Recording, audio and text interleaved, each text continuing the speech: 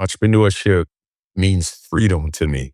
Mm-hmm. But with that freedom, there's a lot that comes with it, right? It's much easier to just go get a nice, stable job. But, we're not all wired that way. Some people are generals, some people are lieutenants, some people are soldiers. I've always worked. I was a paper boy when I was 13 years old. My mom always tells a story about me selling my toys to other kids in the neighborhood when I was younger just to make money or run a business, So like the mentality has always been in me. It's what you do when things do get tough that really shapes who you are. Because, no matter how talented you are, no matter how hard you work, it's a lot easier when you're running from the front than when you're running from behind. When you're running from behind, you got to roll up your sleeves, you got to figure it out. And that really, shows who you are, right, as a person. I sold my house, I moved to New York, and I said, I'm going to start an agency. And I said, the next time a brand comes along that I think I should be the one selling it, I'm going to make it so they have to hire me. I'm in the business of fashion.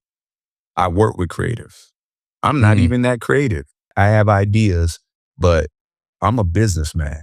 I'm the business guy. Your business is with you 24/7. They're like, what do you mean? I said, when you go to bed at night and lay on your pillow, your business is laying right there next to you. If you got a wife or a girlfriend, it's in the bed. It can either be in between y'all or it's on the side, but it never leaves you.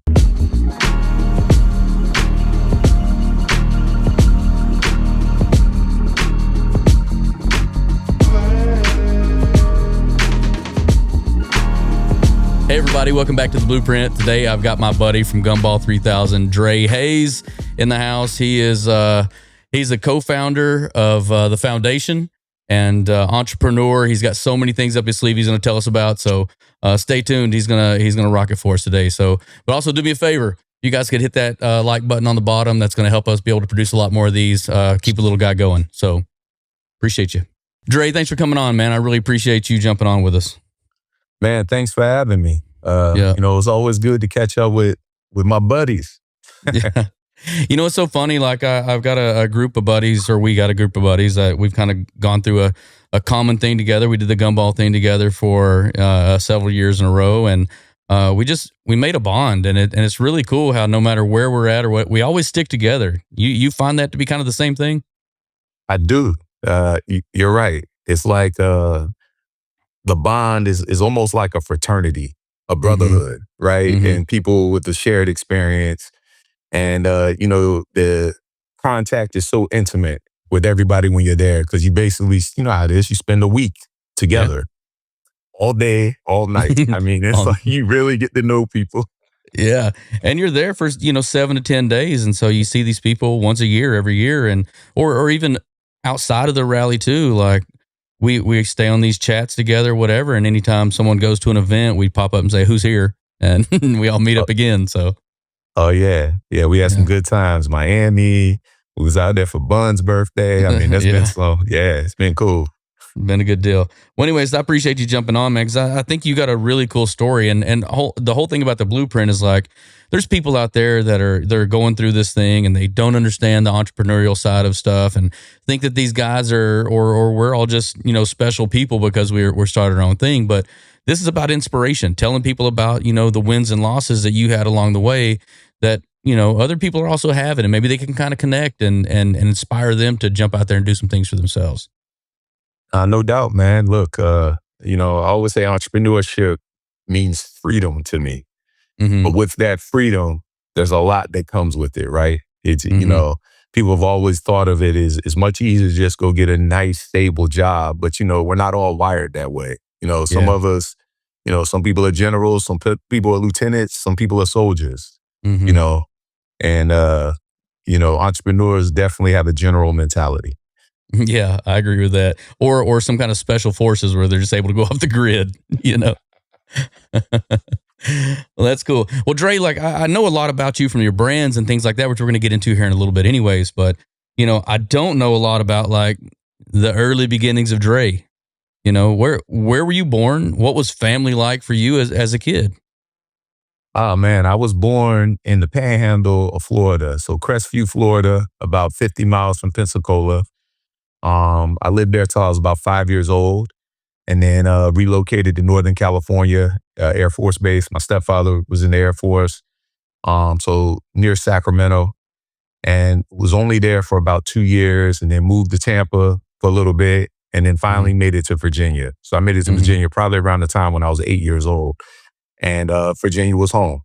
First Chesapeake, but then like a year and a half later, ended up in Virginia Beach. So I was in Virginia Beach pretty much probably from the time I was about 9 years old until I moved to New York at the end of '05. So, I grew up in Virginia, even though I was born in Florida.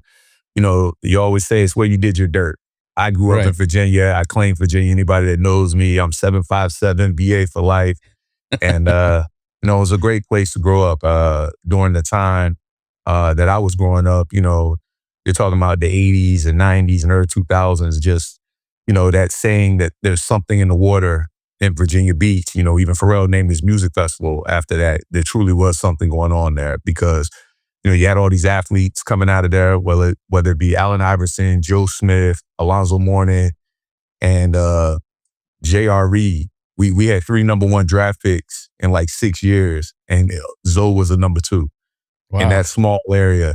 And then, musically, you had what was going on. Obviously the Neptunes came out of there, Missy and Timbaland, but then there were other producers, Bink Dog, Lex Luger. So there was a lot going on musically. And, and it was interesting because, you had inner city Norfolk and you had suburban Virginia Beach. So there was this massive culture mash. And like, even being like a black kid from the suburbs, we grew up listening to hair metal and hip hop, skateboarding, freestyling, surfing, bodyboarding. You had Mount Trashmore. So then when you start to really look, like when you listen to like Pharrell and NERD and the sound that they have, that's where we're from. Pharrell's a little older than me, probably about 3 years, I think, 2 or 3 years. But, we're all from the same area. That's the environment we grew up in. And it was just crazy because at that time, it became like a microcosm of what the world would end up being, where everything's culture mash now. Yeah, 100%. And I'm the same way. Like, I mean, with this accent that I got, it sounds like I've raised cattle my whole life. But at the end of the day, it was like, we skated, we did country stuff, we did, hip hop music. I mean, it was all like this mishmash of stuff. And I really appreciate you saying that. Are you really close with all those guys that have come out of that area? Have you met these guys? And like, what's that like? So one of my brands that I do is Billionaire Boys Club and ice cream, and Pharrell owns the brand. So we're the agency of record, and we're partners in the U.S. company. So with some degree, I'm partners in a business with Pharrell. We see him. It's like, I don't know him, but so well, even though we do business together. But when I see him, he recognize me. We chat it up. I see him from time to time. The rapper Pusha T, I grew up with him. We're from the same neighborhood. We went to elementary school together. We went to junior high together. Then we separated did different high schools. Actually, they just dropped that amazing album. They're on tour. I actually talked to him quite often, or at least often enough. We did his brand play clothes. So it was cool. And then, Missy I've met. I don't know Missy like that. Timbaland I've met. I don't really know him like that, but Timbaland's actually from the same neighborhoods that me and Terrence, Pusha T, are from. Pharrell is from another neighborhood, and Missy is from Portsmouth. So, it's small, do know the people. Some of them will recognize me when they see me, but, that's the area growing up. Yeah. Kind of hard to miss, man. You got this gigantic beard and a silhouette, and you're like 900 feet tall. So, crazy thing is I've had so many guests on here, and I'm not a small guy, but at the end of the day, like I keep bringing on these like 6'6", 6'5" guys all the time, and I look like a 4'3" other time. So luckily this is over video today. So yeah, reminds me of that time. I remember we was in Miami, and the woman walked up and wanted my autograph, thought I was Ken. And Ken was standing next to me. That was one of the funniest things ever. So good. Yeah. And that one guy kept coming back asking for, autograph after autograph after autograph. And he's like, come on, man, I already gave you like one, get out of here. But yeah, that is hilarious. All right. So you from this neighborhood, what was your dad like? I mean, being in the military, was he pretty hard nosed or was he lax with you? Like, what was y'all's relationship? Oh, well, my stepfather, I mean, it was cool. My mom was with him probably until my junior year of high school. So really he traveled a lot. So, there was points and times where he was stationed in different areas. I mean, he wasn't in the Air Mm, Force for that long. mhm. So really it was me, my brother, and my mom a lot of the Mhm. time. So, it's always been about mom. Mom Yeah. has always been there, pretty much took care of everything. Mhm. She run a tight ship? Oh man. Whew. Yeah, mom was no joke. She's still no joke. As a matter of fact, my mom actually works for my company now. Oh, that's cool. And my brother is a partner. He's a COO. And I'm one of the co-founders and I act as CEO and president. And my mother is our ecom customer service manager. So it's interesting, so you get to work with family. No, that's a good thing, man. So a lot of people say stay away from family and business, and you're, no, I'm out on that. Like you support your people. Absolutely. And and man, look, my mom worked so hard. She had she just got this unbelievable work ethic and it's instilled in me. It's instilled in my brother. And that was the one thing about us, we grind, right? And, Mhm. and it's just great to be able like my mom was retired. She travels around the world dancing. She does like Argentinian tango and line dancing, like Chicago stepping. And she was enjoying herself and I needed some temporary help during the holidays on ecom. And Mhm. she did it and she enjoyed it. So then she ended up moving to California. My mom lives half a block from me. And I was able to, employ her, and for her life, she has a pension because she worked for the government, and she's employed, so she really gets to enjoy life. It's provided some flexibility, and I'm glad uh, that myself and my brother were able to do that for my mom. At this point in Mhm. her life, she's still a young woman. She's not even 70 yet, Mhm. but it's nice, right? And it's nice and you come to work, you see family. I see my Yeah. brother every day. Me and my brother are 14 months apart. So we Okay. literally grew up together. When you're that close, Mhm. um, and he had a different path in the business, but his path came back, it started with me and him. And then he went on a different path. He was always on the ops side. And then, went on to run a couple of companies, pretty successful in his own right. And then we Mhm. ended up reconnecting Mhm. in my business and it was good. And now, Mhm. to be able to even make him a full partner in the business, Yeah. which is something as joyful as my brother, right? It's like Mhm. my brother is my business partner. That's a beautiful thing. Truly. I mean, everyone says like their partner's like their brother, but you've really brought it home and and it made it real. Um, so going back to home life in middle school, high school, I'm guessing you were in sports. I mean, you're like Yeah. I seven play feet tall. sports. Yeah. Yeah, in junior high, I played during my junior high years, I played basketball. I never played Okay. on school team, but I played. My brother did. Yeah. Um, we were quite active. We Yep. played very competitive ball because in the area that we're from, that area, that's where, Allen Iverson was coming out of the area. Everybody, Yeah. Plaxico Mhm. Burress, who played Mhm. football for the Giants, is from Yep. Virginia Beach. We used to play basketball. We used to play basketball with him. Yeah. And and you also had the naval base. So NOB, they were running basketball games 24 hours a day because you had guys coming off a shift and there would be good runs there. So we'd go sneak on the naval base and play ball. And we would Mhm. run all over the place and play basketball. And Mhm. that was really my sport. I never played football. I mean, on the street I played, but basketball was a thing that played in a few rec leagues, some pro-am Mhm. leagues. Mhm. Um, really enjoyed that. And Mhm. yeah, that's the extent of my sport. I stunk in baseball, played a little bit when I was younger, Yeah. it's all about basketball for me. Oh, that's cool. That's cool. And so as you're going up through that, you're thinking like, I'm going to play a sport when I get older. You're thinking like, I'm going to, what am I going to do? Did you have any dreams, aspirations as a kid of what you wanted to do? It's interesting, right? So, obviously younger, you're like, oh, you play ball. But then, the realization that I wasn't good enough, I kind of That's a tough realized one. that early, right? So Yeah. it's like, yeah, I'm good and I can play, Hmm. but this isn't going to be my life, right? I've Yeah. always worked. I mean, I was a paper boy when I was 13 years old. Shout out to the paper boys. That job don't even exist anymore. And, my mom always tells a story about me selling my toys to other kids in the neighborhood when I was younger just to make money or run a business. So like Mhm. the mentality that's always been in it, Yeah. has always been in me. Mhm. And I worked at a restaurant when I was like 15 at a worker's permit. So I've always liked to Mhm. work. I wanted to have my Mhm. own money. Um, and somewhere along the way, I ended up getting a job. My first job in fashion, I went to work for this store in the mall called Legends. Well, actually, before I got that job, I got another job at like a neighborhood sporting goods store that was by the house that I could walk to work. And this was Mhm. towards the end of my junior year, going into my senior year. My mother had just got separated from my stepfather, so we had moved to the edge of the school district. She had her car. It didn't have the car yet. I was a driver's license. You get it when you're 16 there. Mhm. And basically, once I turned 16, I had got this job.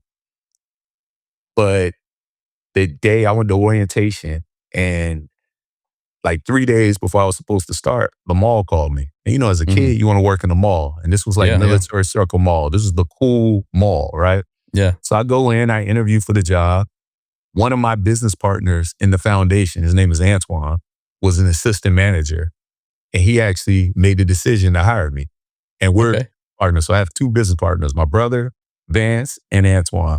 And me and Antoine have been doing this together since we were teenagers. Wow. And it was interesting, so I got this job in the mall. So I went back, I told my mom, and I think about what I did to my family for me to have this job in the mall because we only had one car. Um, Mhm.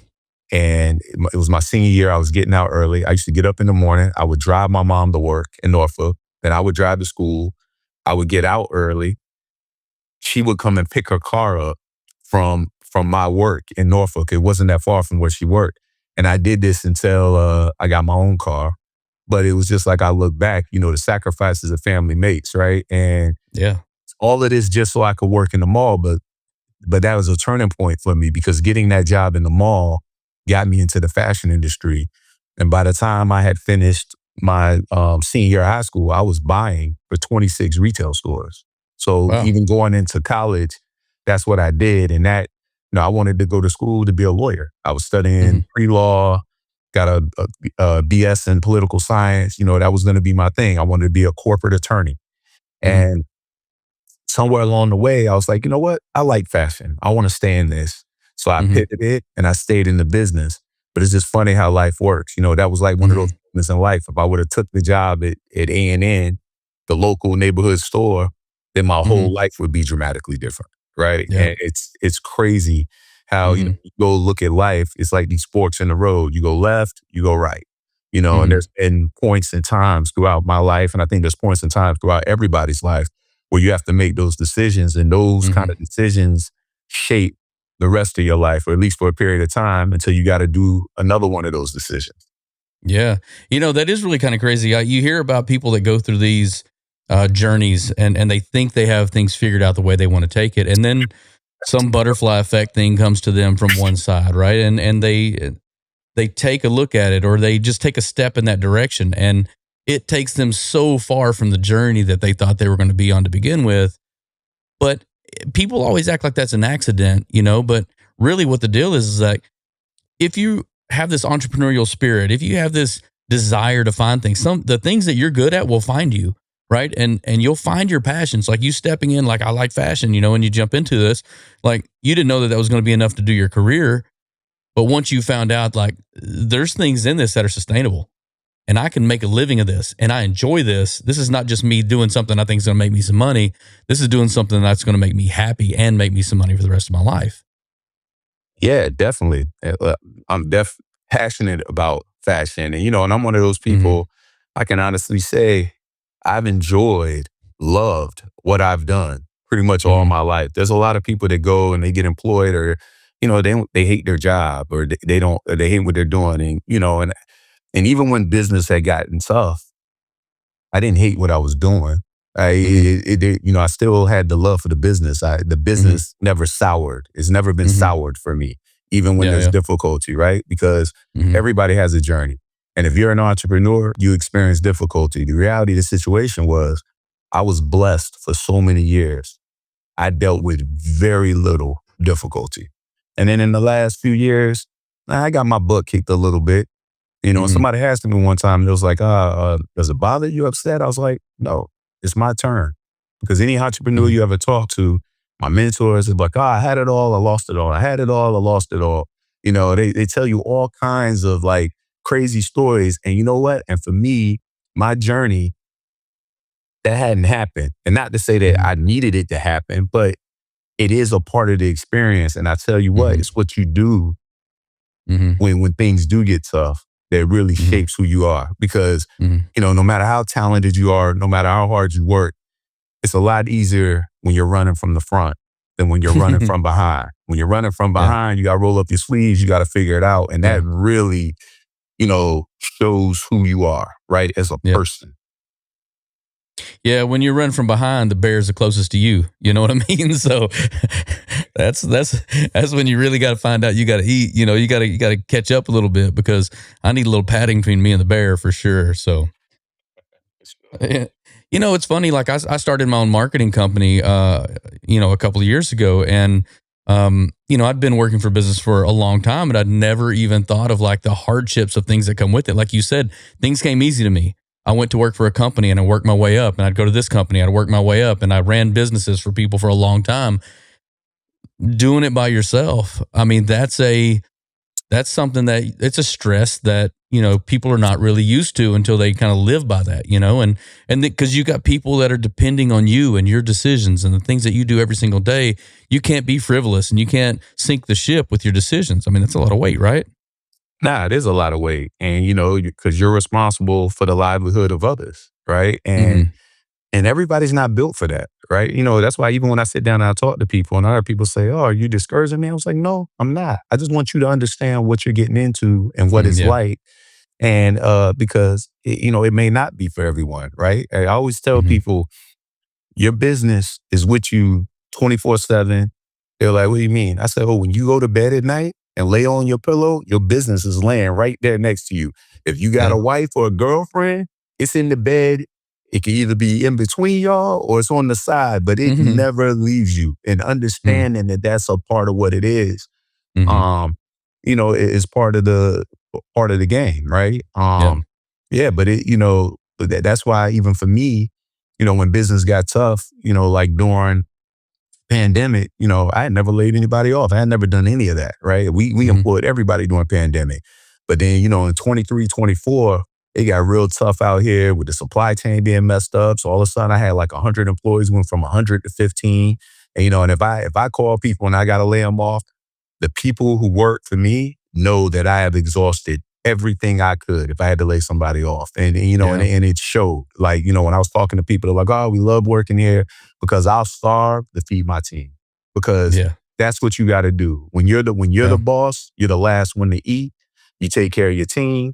No matter there's payroll, even when the business was starting on up from the very beginning, 2 decades ago, everybody always got their paycheck on time. Like there's no everybody got their health insurance. It's like, because if your people are worried about how they're going to pay their bills and how they're going to take care of themselves, then how they going to be able to do their job, right? Yeah. So as a entrepreneur and as an owner of a business, you have to take care of your team so that they can perform for you.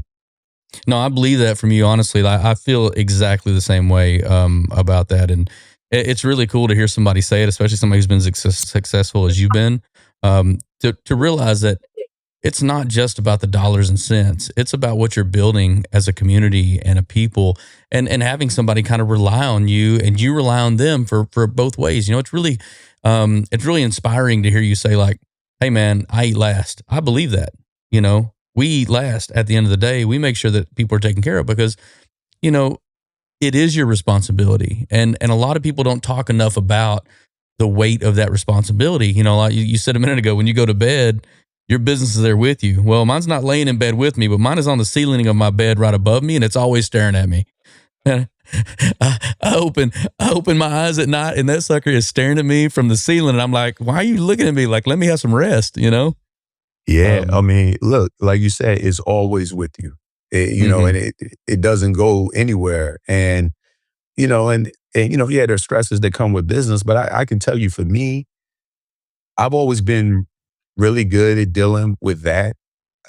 I don't get stressed. I don't worry about anything. Like my Mm-hmm. brother, they were like, yo, Dre, I don't even understand how you do it. Like, even when things were going up and down, you know, Mm-hmm. I got to make payroll every 2 weeks or do whatever it may be. You know what? I can go to bed at night. I can go to sleep. You know what it is? The way I look at it is the time that you spend worrying is wasted energy, right? Mm-hmm. My energy can't be wasted on worrying.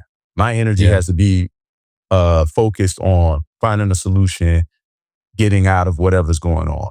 And that's why I Mm-hmm. tend to focus all my energy. So I don't spend a lot of time worrying. And then, knock on wood, no matter what I've always been able to figure things out, right? Right. So maybe I better do that until I won't one day, but I've always been able to figure things out. So in my mind, that's just always been my mentality. I'm gonna figure it out. Mm-hmm. And Yeah. it's always worked for me that way. And, that's the journey. Mm-hmm. Comes back to the So journey.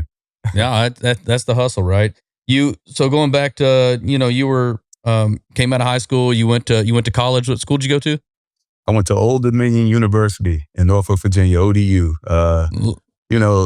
School out of Norfolk, Mm-hmm. nice school. It was local. I actually wanted to go to Florida State University. Uh-huh. Growing up, even though I grew up in Virginia, I was a Florida State fan, but I got instant decision to go to ODU. And at that time, now my brother, he was getting in a little bit of trouble at the time. I mean, Mm-hmm. so I was like, you know what? I need to stay at home. I need to make sure Mm-hmm. that everything's safe. So I stayed at home and I went to ODU. Mm-hmm. Obviously I had the job and I was able to go there, and I did 4.5 years there and enjoyed it. My friends I met in college, good buddies of mine, even to this day. I mean, we're coming up on no, it's 30 years. It's 30 years that I've known these guys, which is Mm-hmm. insane. And there's a whole group of us. It's about 12 to 15 of us, and we're all still Yeah. friends. We get Yeah. together, do guys trips, we do family trips, the wives know each other. And it's Mm-hmm. just, it's beautiful that we have that, right? And we all met in college, and most of them, 9 of us met the day before school started. We played pickup basketball and been friends ever since, which is That's great. crazy. Yeah, that's a really cool deal. Uh, was mom really influential in making sure that you went to school? Um, you know what? My mom's super smart, was like one of those unreal students when she was in school. But she never went to college. She went and worked. She was working for the government professionally. And my mom was really on us about, having good grades. And, she volunteered. She was very active. Like she got volunteer of the year in the city of Virginia Beach for Mm-hmm. public schools, Yeah. a year. It was either my junior year or my senior year. Like that's how active she was, on top Mm-hmm. of working full time, right? So, for us, the idea was we were going to go to college. So Mm-hmm. mom pushed for that, but it wasn't like, I was the first generation to go to college, right? So that was Mm-hmm. that, and mom supported me and pushed me for that. For me, it was work hard. My mom is my role model. I see how hard she's worked. I see how successful she was at her job. So, I need to go out and I need to do the same. Mm-hmm. Yeah, I was the same way at my place. I was first generation to go through. It seems to make a mark on you when you make that, because I believe that as a family we're set up to make sure that our children are plateauing above what we're doing. Right, we build it up so they can stand on our shoulders. Right, every single time, and so it kind of feels like that's what was done in your home as well. Yeah, like even with my kids, my oldest, he'll be 25 on September 2nd. So I have a 24-year-old, a 21-year-old, and I have an 8-year-old. And my oldest, he didn't want to go to school. He has the Mm, entrepreneurial spirit in him. He's in film school, but he wanted to study film. And, he was going to a school, and I pretty much made him go, right? mm, I was like, we got a covenant. I said, you can do anything else you want, but I need you to go and finish school. And, mm, he didn't understand it at the beginning, but he understands it now. He's in school. He ended up transferring. This school Mm-hmm. costs way more than the other one, but he's Mm-hmm. like the number one student, excellent Yeah. student, never caused me any heartache. But he got it one day because I said, I want our family history, and not to say that school is the only path, because it's not. But you Mm-hmm. know what? You talk to people and they be like, man, my great great grandparents went to school. And I'm like, you know what? I want that for my family. You know, 4 years of your life, 5 years of your life to go and get a degree and, and Mm-hmm. start building, a history and a legacy Yeah. of education in the family. It doesn't mean you Mm-hmm. can't be an entrepreneur. You can still go on to be an entrepreneur. I mean, I went Mm-hmm. on was an entrepreneur. And you know what I've kind of learned for some of my mentors and friends that their family, people that are quite wealthy, they most of them encourage their children to go to school. Yeah. Even, you meet people that are in hospitality, they always end up, you see these guys that go to Cornell and they go to these different schools to learn hospitality, the family encourages them to go get the education before Mm-hmm. they become entrepreneurs. It's a Mm-hmm. consistent thing, Mm-hmm. so there is some value in that, and there must be some wisdom in that. Yeah, I think that, I've told my kids as well, I want them to go to school. I want them, focus on grades and everything else. But the main thing that I want out of school, I mean, I think, YouTube University, you can get a lot of things. And even learning from the trades or learning from a business you want to get into, you can learn that way. But the main thing you get from going to a college, the main thing you get is the relationships with the people that are your peers who have the same mindset and the same business acumen, and you're able to make this network of people. And let's say, like you said, one of my guys that I went to school with or whatever, we played a pickup game, and next thing you know, here we all together, and it's like you'll find out 15 or 5 or 10 years down the line, when somebody does start to get something, they call somebody they trust. And who do they trust? Oh, I went to school with this guy. Like, I've got this bond with him. I knew him when he was nothing. He knew me when I was nothing. I trust him for what he's got. Right. Those are the types of relationships you build, and that's a really big thing that comes out of college that I think not enough people talk about. Oh, I agree. Mm, There's the social aspect of building these relationships, and and like learning, it's not as much about the specific piece of paper. I mean, obviously there's hmm. certain fields where you need it. I mean, I Yeah. got a BS in political science. Hmm. I'm a fashion entrepreneur. You know what I'm Hmm. saying? Yeah. It's Yeah. like, but what I learned in getting my degree is applicable. I have Hmm. a minor in philosophy. I also have a Hmm. minor in fashion, but the minor in philosophy helped a lot. The BS in political science, the critical thinking, the writing skills, like all of those skills I use, Hmm. in my everyday, Yeah. even though I'm not practicing. I'm not a politician. I'm not working with the government. I'm not Hmm. doing any of that. And I didn't end up even becoming a lawyer. But Yeah. some of what I learned when I was studying pre-law, I apply.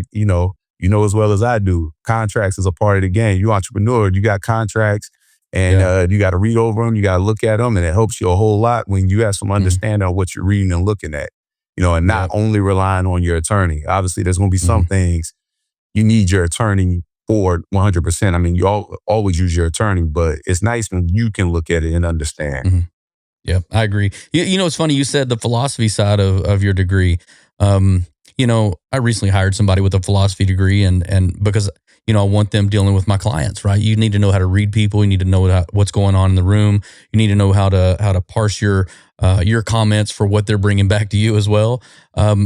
As you've gone through and built your company with that philosophy degree, you've used that, I'm sure, to pick employees. What the personalities are that they have. Is this correct? No, yeah. I mean, well, philosophy is just all about thinking. It Mhm, is, as a matter of fact, I minored in philosophy. If I would have took mhm, philosophy classes when I first got to college, I would have majored in philosophy. That's how much I mhm, enjoyed philosophy. mhm. That's how Yeah. valuable I thought it was. And then when you Mhm, start doing research on like Fortune 500 CEOs, look mhm, at how many of them have minors or majors in philosophy. There's a lot of them because hmm, the thinking process that you get out of that, and the way that you think and you critically solve problems is, mhm, I mean, is the value is just unreal. It's like, yeah. so I applied a lot of that. Also, Mhm, the other thing was, and this is why I always tell everybody to work. Even my boys from college. Some of them had never worked when they had got to college. And when they were in college, I tell every college student, you should have a job. And people are like, yo, should I have a job? I say, yep, you should get a job. You should get a job. I'm not saying you got to work full time like I did or how some people do, but when you go to college, sometimes you don't even know who you are. You don't know what you want to be. You don't know what you want to do. So it's good to be able to get out into the workforce and, it may change your path in life. But also working is valuable because for me, I became a manager at such a young age. And I was actually managing people that were older than me. So there was a lot of maturity that I gained from that. I learned how to manage people when I was a teenager going into my early 20s. And I think it's helped make me become a pretty effective manager, as a leader of a business. I would say as a leader of a business, right, your team should want to run through a brick wall with you. If you say, team, we're going to run through this brick wall, then they say, all right, we're going. Yeah. That's the kind of leadership I think is needed. And, and I instill that leadership. My brother does. And, and some of that, is built on whatever your traits are and your characteristics are. Yeah. But also, in fairness, I've been in management since I was 19, 20 years old. I'm 48. I know I don't look like it, but I'm 48 years old.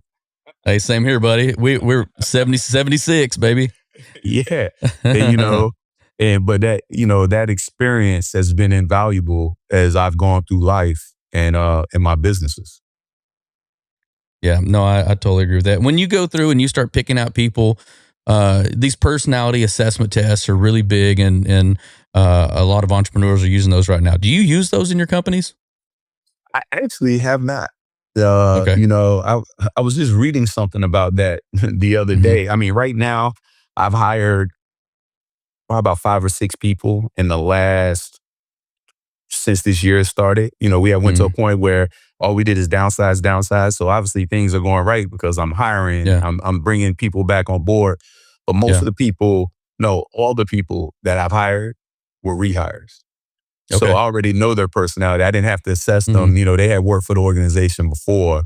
I may get to the point here now where I'm going to have to hire somebody who's not a rehire. So, maybe modify the approach of how we look. But, most of the people that work for me, they're salesmen. So, from that standpoint, it's pretty easy to read. When we were doing a lot of licensing and distribution, we had to hire marketing people. My brother, he runs the operation, so he hires the ops people. But see, I'm not as involved in that. So he's interviewing and assessing those people, and kind of on the brand side, the marketing side, the sales side. Now, obviously, yes, you got to hire like a CFO. I'll be involved in hiring the finance guys, which, those can be some quirky guys. I've had some cool finance guys, but, it's, and usually what ends up happening, unless you just got an unbelievable financial mind, usually, I would have to bring in my accountant, right, to help me assess a CFO or a controller, just because my experience in finance is not enough to be able to assess those people by myself, right? Yeah, I call those my translators. Yeah. It's funny, like the reason I started this company called The Smoking Gun was because I was having a conversation with the CFO that we had, and the things that I was doing in marketing, improving those channels and how they worked, he didn't believe it. He couldn't see how it was working. I knew it was working, and then and he wanted to understand how these marketing channels that we were using spend on or bidding towards were actually, where was the ROI behind each one of these? Well, I built a bell curve for like social media that was like a day or two in and a day or two out, right? I had YouTube, which was 2 weeks up and 2 weeks out. 2 weeks out, and then it would run at 5% for like a year, right? TV, you'd put it up, you'd go up 2 weeks, and then you'd have 2 weeks more of retail that would come in behind that, and so I built a bell curve for all of these spends and how they would work. And then I lined them up, in an order, and then I would alternate that order so I could judge them against each independently, right? And that way I wouldn't have because all of them contaminate each other. But when you sequence them in order, you're able to dissect them because you play them in a sequence, right? And so I went and got an analytics guy from SMU, that's a local school here in Dallas, and he had a master's in analytics. And I said, "What I need you to do, here's my thing. This is what I need you to do. I need you to sit next to me and help me translate to the CFO exactly what we're doing. So he said, tell me about it. So I told him, he's like, that's a brilliant way to do it. You ought to trademark this thing. I said, don't worry about all that crap. I just need you to be able to talk to my guy real quick. And so as we're going through and doing that, it was like leaving somebody. It worked.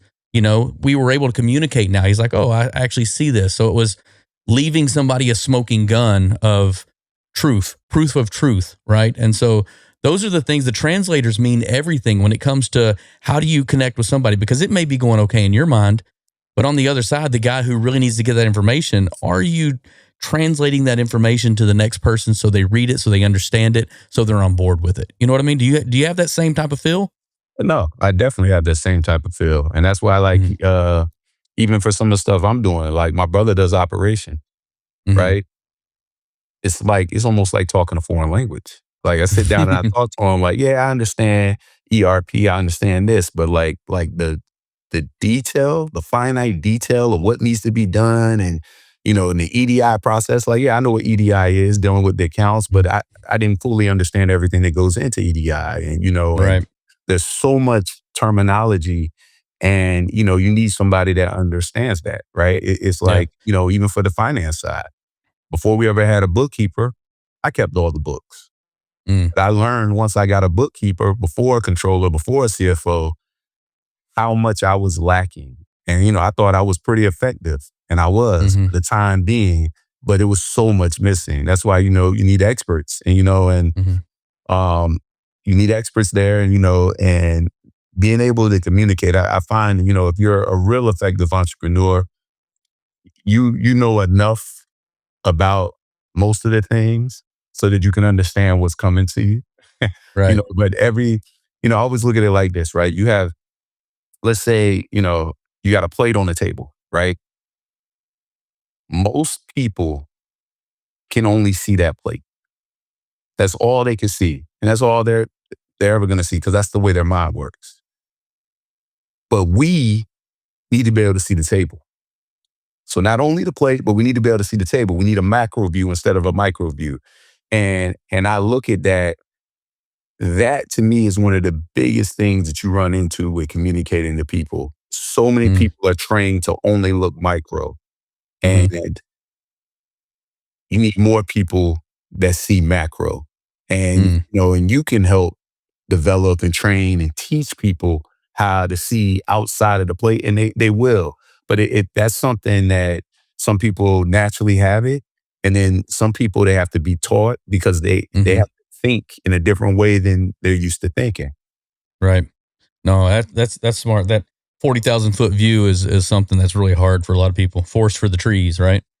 Um, so you graduate college. Your first job outside of college is what? My first job outside of college there was a local apparel company called RP55. They used to have a brand, RP55, and they had launched a denim brand called Azure. So when I was graduating from college, I basically said, if I don't go get a job with these guys, then I'm going to move to New York. But I knew I was going to get the job. I already knew them. I had worked on some of their brands. I had bought, not worked, I had bought them for the retail store I was working Mm-hmm. at. So I got a job that was like in fall of 1999. And I was over there. And when I first got there, I was working with one of the owners. His name is Mike Shockett. There's three principals in the company: Mike Shockett, Ralph Reynolds, and George Metzger. And all three of them are mentors of mine, but they're all different in the mentorship, right? And the one that I spent the most time with, Mike, when I first got there, my desk was right outside his office. So, through osmosis, you get to learn everything. If you can sit next to Mm-hmm. ownership and leadership, you learn. And, and I was helping them with production, but I wasn't selling. When I first came on the fashion side of the business, as on the wholesale side, all the salesmen were garmental salesmen, like professional guys that wore suits. Most of them were older. There weren't that many minorities, not that many women. It was a gated sales community, right? And what really changed the business was the urban fashion revolution that started happening in the mid-90s, when, the Fubus, the Echoes, the Nietzsche's, the Fat Farms, when those started coming up. Now you had all these jobs that were coming up, and it kind of reshaped the sales industry. Like, even for the designers, because a lot of the, like for streetwear, a lot of the streetwear designers, now it's different because streetwear has become so big. But you know, the only place these young designers were getting the jobs was either in action sports or it was in urban fashion. And the urban fashion jobs were paying. So all of a sudden you have all this youth and energy that's in the business. And I got into the game. They used to send me out on the road with the salesmen, the Garmento salesmen, my mentors, the Ira Brooks of the world, the Howard Cohens, like Bob Costaldo, like these guys were like legends, right? And you know, very professional. And I learned how to be a professional salesman. But my sauce that I added was I was actually the customer. And I had a lot of experience because I came from retail and I was in management. So the buyers that I'm dealing with, I used to do their job. I'm selling them. And, you know, there was a level of credibility I had that some of these guys wouldn't have. Like, you know, some of my mentors, you know, they could tell somebody this is the hottest thing on the street. They may not believe them. But if I told them it was the hottest thing on the street, they would believe me. So I was able to navigate and become a pretty effective sales rep. I was doing the Midwest and Mid-Atlantic. And at one point, you know, I was 24, 25 years old, and I had a like $9-10 million territory as an independent salesman. So I was making the kind of money I would have made if I would have gone to law school. I was actually making more money than quite a few lawyers, you know. So it was it actually worked out really well. By the time I was 25, I bought my second home with my wife. I got married when I was 25, but you know, so I was like kind of well on my way into the business, and it was you know, and I was there for 4.5 years, 5.5 years, 5.5 years, stayed in Virginia and worked with the company. I was an independent salesman, but I was pretty much exclusive to working with them. And, you know, and I learned so much. I learned so much, you know, their business grew. I learned so much about running a business and running that kind of business. And it was invaluable experience, right? And then in 99, I decided to move to New York. And what made me move to New York was when Billionaire Boys Club and Ice Cream came out, Pharrell's brand that he started with Nigo from a baby gate.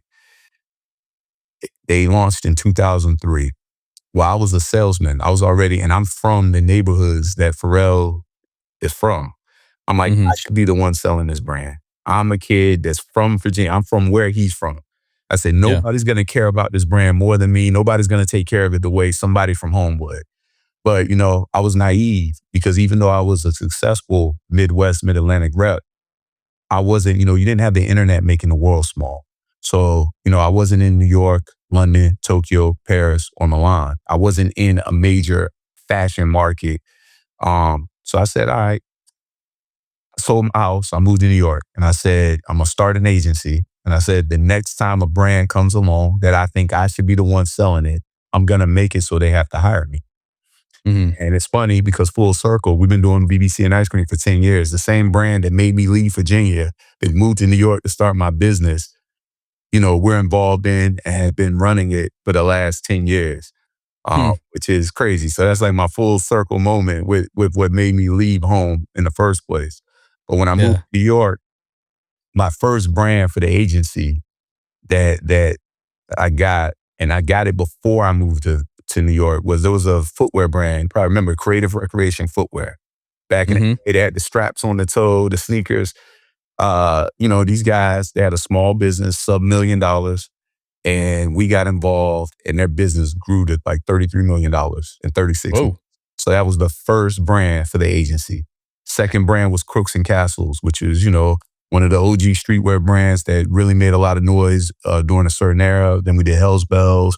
Then we started doing a whole bunch of other brands, A-Life, G-Shock, you know, and, you know, we just became known as this agency for brands. So we're well on our way, you know, and I'm here from Virginia, moved to New York. And even though I had Midwest and Mid-Atlantic relationships, I had never worked the Northeast. I had never worked the West Coast. My partner, Antoine, had did the Southeast. So we were really good in the Southeast, Midwest, and Mid-Atlantic. But, you know, we had to learn other areas and other territories. But it was crazy, you know, just to go in there. And then, you know, we, you know, developed a pretty good reputation early on. And then became one of the go-to agencies So, and our timing was right. You always say, I always say there's a certain amount of luck to everything. People are like, lucky. I was like, you know what? Timing is a big thing because what we were doing at the time, it was the right timing for it. Because I know some other people that had tried to do what we were doing and they were a little early, right? We were even a little early for streetwear because, I moved to New York. I was like, you know what? Streetwear is going to be the next big thing. And I got involved. But that was during the time, you remember like Rock and Revival, True Religion, like glam rock, Shinal the J, Ed Hardy. That was a thing. And everybody's like, all right, the next thing is going to be streetwear. And the next thing is and became streetwear. But glam rock lasted a lot longer than everybody thought it was going to last. It kept going. So it actually slowed us down some. I mean, we were at the forefront of streetwear, but it took a little while for the market to catch up while glam rock worked itself out. And, and now, glam rock is back stronger than ever. I was going to say, I've seen it. Yeah, it's crazy. Yeah. And and it's like, it's all forms of youth fashion, youth culture.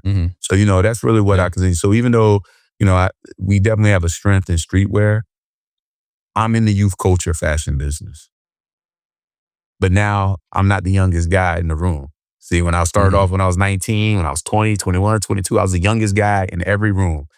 Now, most of the time we're at the table for dinner, I'm the oldest guy at the table. I surround myself with youth. I'm always around youth.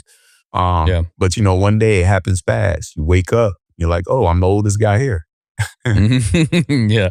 I feel that. I'm in that boat right there. It's cool because I see a lot of these brands that, are starting to resurface again. Do you think that's because, like you said, it's because of youth that are picking them up now? Do you think it's because the kids that are coming up, their parents that experience this were telling them about that? Do you think these kids are thrifting? Do you think these kids are just researching? How do you think these brands have such a lull, but they seem to come generationally? It's not 5 or 6 years. It's an 18 to 20 year span, which makes me think it's like a generational thing. Nah, I think there's a few things going on. So obviously there's heritage brands like Marithé François Girbaud. I'm relaunching Girbaud. And Girbaud in the early 2000s, even in the 90s, like when I was in junior high, we wore the Girbaud brand Extreme. I had them leather front bad boys. Yeah. And then, by the time you got to the late 90s, they had the shuttle jean, the one with the Velcro, which became the big one. And the reality is I never even owned a pair of those. And most of the guys my age, unless, you would see it in Louisiana, you see it in Chicago, most of the guys my age, we never owned shuttle jeans, but that's what made them big. Like at one point, they were like a $500 million wholesale company. And then they went bankrupt in 2012. And now we're relaunching it. And over the years, we relaunched brands. We did Procast and Keds. We did Diodora footwear. Even BBC and Ice Cream, when we got involved, BBC and Ice Cream is almost 24 years old at this point. It's become a heritage brand. And, we've always been guys that could go back and take something that was existing, masters of strategy and bring it back into the market. But to answer your question, the original question you asked is like, I feel like sometimes fashion is cyclical. So, Kappa. Kappa's a heritage brand. I'm talking about all the brands. I didn't even talk about Kappa. That's how when I first met you and I was doing Kappa at Gumball. But, and Kappa was never that big in the US. So even though it was a heritage brand, it was much bigger in Europe, but it had history. So sometimes the cycle of fashion, as a heritage sportswear brand, that just became a big movement in like 2015 going forward. And, we were there to ride the wave, to know the timing. But what I see happening now is social media has changed the world. A cell phone. Remember when we were kids, we had encyclopedias, right? Now a kid don't need an encyclopedia, all they need is a phone. With a mini computer in their pocket. Yeah. And also on the social side, there's so much research because there's so much content, so much media, so many ads from the past, so many videos. And I feel like that exposes younger people to things from the past. And then they can do the research and they can become engaged and interested in it. It's even the same thing that's going on with music. That's why you have this revival of all these like songs from the 90s, from the 80s. Like there's songs that come out there's movements like right now in New York, you go out, they play 90s hip hop in so many of the Yeah. restaurants. They do it in LA too. But Mm-hmm. reality is most of the people in there, 1995 was 30 years ago. You know what I'm Yep. saying? So just think Mm-hmm. about how much came out, or NWA. Like, a lot of guys I know, they weren't even alive when NWA was around. They know the legacy of the history. Yeah. So, but they learn it, Yeah. whether they learn it through social media or like, you see these IG accounts where they'll have 80s cartoons. Like, when we were kids, we used to Tom and know Jerry, all baby. the, yeah, Tom and Jerry, Mm. Thundercats, like all the Chippendales Rescue Rangers. You know what I'm saying? He-Man, Like, He-Man, He-Man PSAs, baby. yeah, I think that has a lot to do with it. I Yeah. think people are able to learn about the past. Like my son, my 21-year-old Jalen, he knows everything about 90s hip hop and 90s Mm-hmm. video games. Yep. He's into that. Like Yeah. he's more into that than he is into what's current. And Yep. but the way he's able to do that, YouTube, online, Mm-hmm. social, he can Yeah. expose and delve into it and do all the Yeah. research. I guess what I'm getting at is that not that they can't get the information, not that they can't find it if they want to find it. My thing is like if you have a brand, let's say you're picking up a brand and you're trying to say it's been long enough that this brand has been expired before I pick this back up again. When was the peak? When was the fall? When is the next resurgence? If I can understand what the cause of the resurgence is, then I can understand when I need to buy. So like if the resurgence is father has son, son grows up under tutelage of father, comes into his own by the time he's 20, 21, 22, next thing you know he's picking up dad's things and now he can buy his own stuff that dad had been telling him about the entire time. And now that causes a wave because dad's been influencing this kid with his music choices and with, dude, when I was a kid, I was wearing Vision Streetwear and we had Powell Peralta boards and blah, blah, blah, right? And so I'm telling my kids the entire time and so they think I'm dad and dad had some cool stuff. So they pick up dad's cool stuff when they're able to get their own stuff. But that cycle, right? If I'm able to define what causes that cycle, if you guys have like, I don't know, data on like how long something's down before it's back up, then I can also plan for, hey man, I need to look to, if this year's now is 1995, I need to look to 2005 because I need to buy it before it's big again. Well, no, I can tell you, I think there's different tracks that get us to where we're at. So Vision Streetwear, shout out to Vision. I used to do Vision for 3 years. We did Vision Streetwear. Yeah. We went to relaunch it. And actually Vision was really cool. The problem with Vision was when it sold out back in the day, it was so messy. And the company that owns it is a big company now. Some things may have too much dirt on them to come back. So Girbaud, let me use them as an example. Although Girbaud was over distributed and went bankrupt, it was always really cool. It never sold out. And I think part of what's made people interested in it coming back is, there's a whole Y2K movement in fashion right now. And during the early 2000s, Girbaud was a really big brand. So you see it on Depop, you see the kids vintage shopping. So anything that's Y2K, that's why glam rock is going crazy right now. That's why you see it like a brand like Affliction is back. You see it at Zoomies. Yeah. So sometimes it's the trend of what's going on. Or if you look at Neo 2000 runners.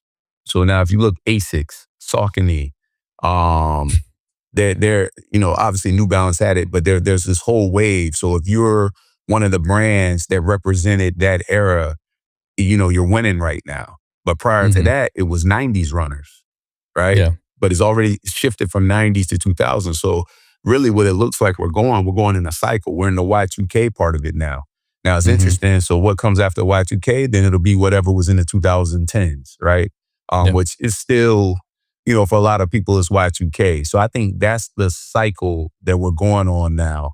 And we'll see what's next. So I think that's going to be next. So if you're looking just purely in what's driving trend and what people are doing, I'm thinking whatever was happening in the 2010s may end up being next. But I think this early Y2K trend will last longer. And that's just one part of it.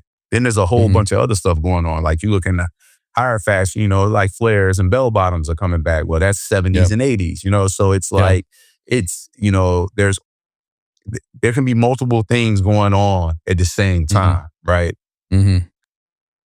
Yeah, I think with social media, you get a lot of things like the cycles speed up so fast, right? It Yes. used to be much bigger gaps, like 10-year gaps between stuff, but now they're 3, 4, 5 years in between. Something's in and out, and sometimes within one season, things are in and out. And so by them speeding up so fast, you got to have multiple, decades playing a role in these things to give variety, right?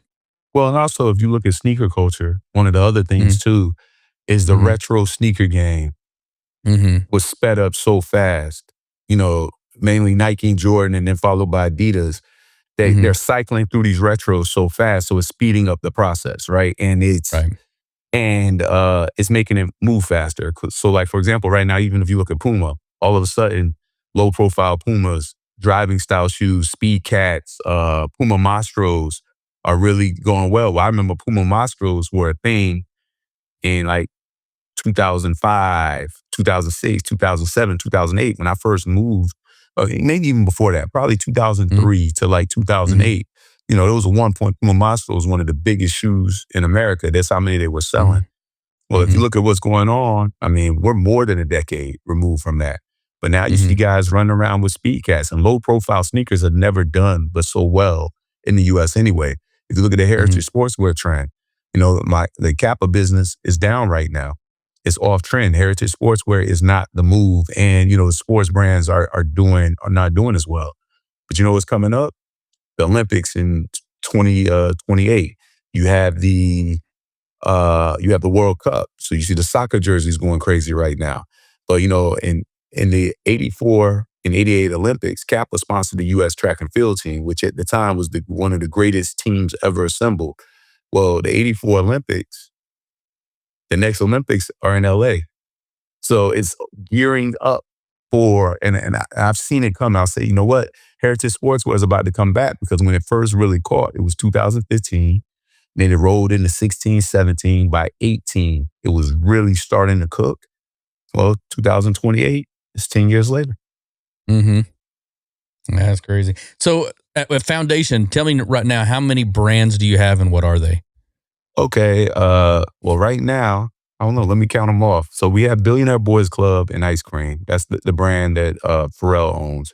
And although it's two brands, they're kind of sister brands. We consider them two brands. We sell them, we operate them as two brands, even though they're always together. We do Kappa, so we have Kappa Sportswear for North America.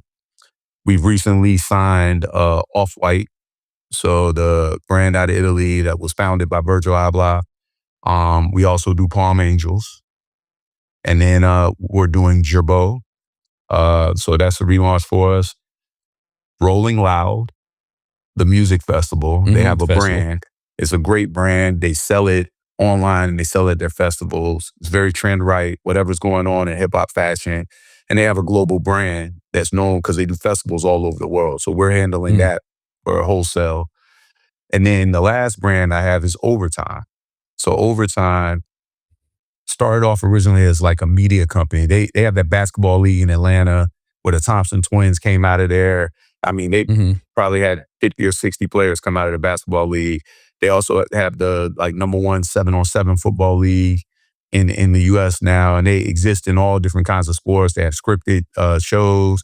Travis Hunter's show when he was in college was a Overtime show. So they built a hell of a business, all direct to consumer.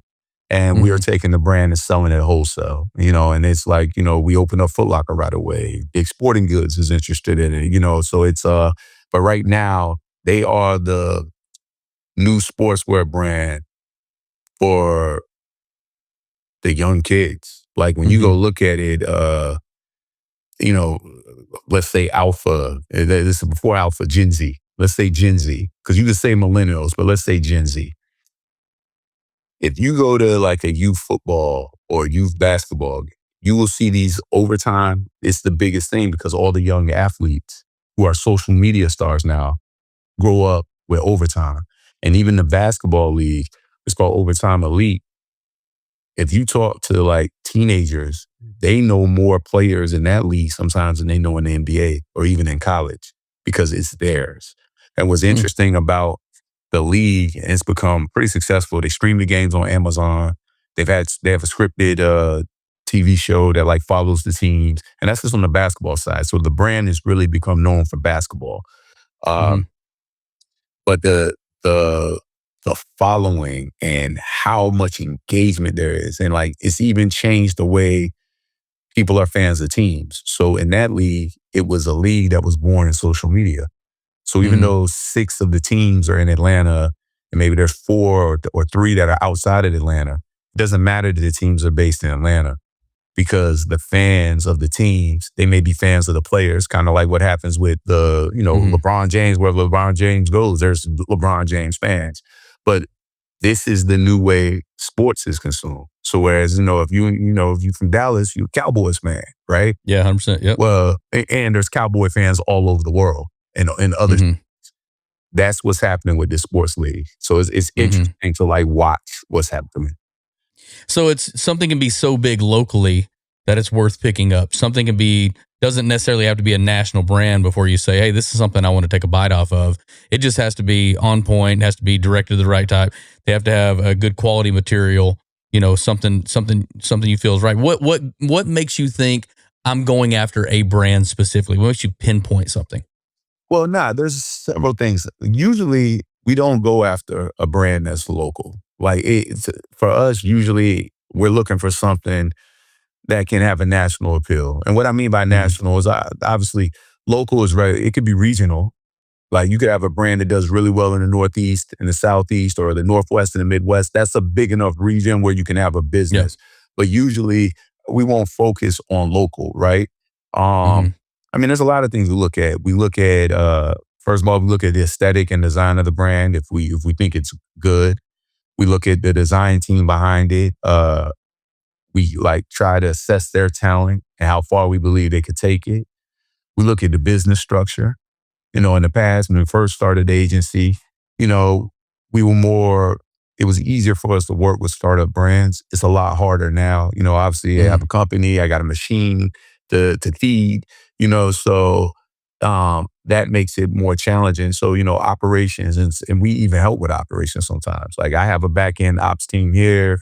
I know factors, I know warehouses, sometimes a brand may need that. They may need us to help them with that missing piece so that they can move forward. But, a brand, if the designer's talented and the designs are the best, but they can't deliver, ship, collect, then, you don't have anything. So, it's quite a few factors that we look at. Now, obviously, you got some brands that are just major brands, right?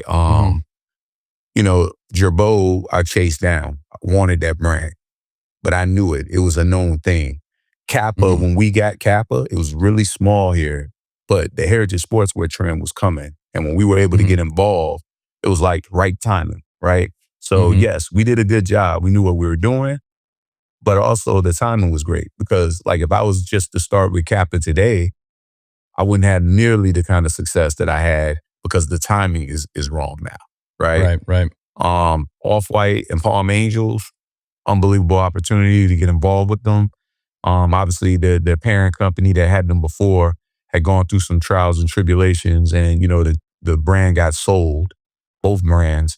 So they have new licensee, new operators, new owners, but they've pretty much kept the product design and marketing team intact. So the brand part is still the same people. Rest in peace, Virgil. He's not there, but his team is still there. All they changed is the operators changed, right? So there's potential and opportunity there. And so, we just look at different things, man. And it's like, but a lot of it is the same thing. Can they operate? How much potential does the brand have? Can the design and product team put out what we need to be able to be successful? Well, and it's not just about the garment too. It's not just about, are they able to get it here on time? What's the quality like? What's the design like? What's the team like? What are each of these brands having to do to bolster their view, bolster their standing in the communities, globally? Like, how are they putting themselves out there? Are they doing their own social media? Are they doing their own web development? Like, what's happening when it comes into that point? I mean, all of them are doing that. They do got to push on social media. Some brands have a personality. So I have another brand, Alice Hollywood partners. One of my partners in another brand we did called Midnight Studios and Midnight Rave. Shane Gonzalez, creative director. Well, he's that kid. This brand that we just started 2 years ago is on fire. But it's all the celebrity, all the influencer kids. It's we have what we call a Moto Couture cross. So it's like an iron cross. Alice, if you think about rock and roll and how many different artists or groups have the name Alice in there. It's a very simple 5-letter word. The brand's called Alice Hollywood. We got an office on Sunset Boulevard. Can't get more Hollywood than that, right? It's but it's resonating. But part of what makes it work, that brand, is him. He's that kid. He's creative director for Playboy Cardi. He was Aug's first creative director with A$AP Rocky. When Skepta comes to town, Skepta comes to see him. He goes to London, he goes to see. He's like that kid. So when you have somebody that has that much relationship and aura around them, now it's like, all right, what can we do to maximize that, right? And for him, usually with any successful brand, you need a creative, you need a business person. Sometimes the creative is the business person too, but usually it's not that way. Not the kind of business person they need. So that's why him and I have a really good relationship, because I'm not a creative. Anybody always asks me, oh, you're in fashion? No, they ask me, they meet me, they're like, oh, so what, are you a designer? Because the first thing people think about is a designer, right?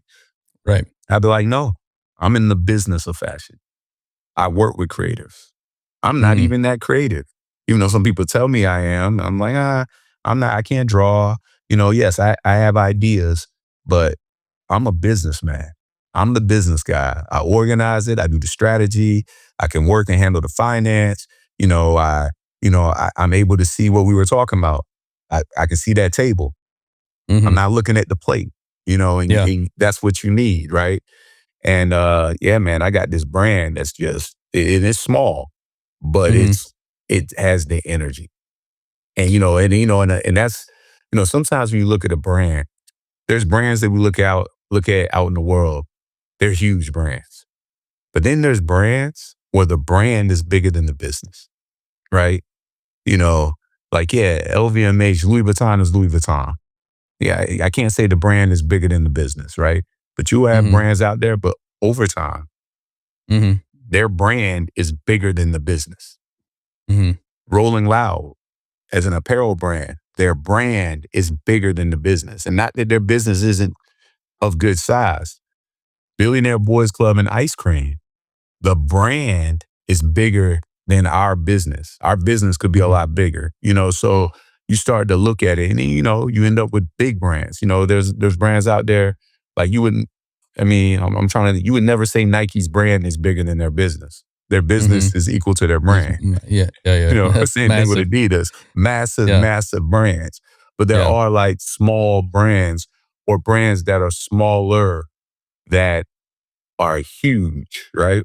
Isn't there a point too where the business can get bigger than the brand, and then the brand becomes watered down, and then next thing you know, there's no longer a business there? Yes, it can happen. And that's what happened to Girbaud in 2012.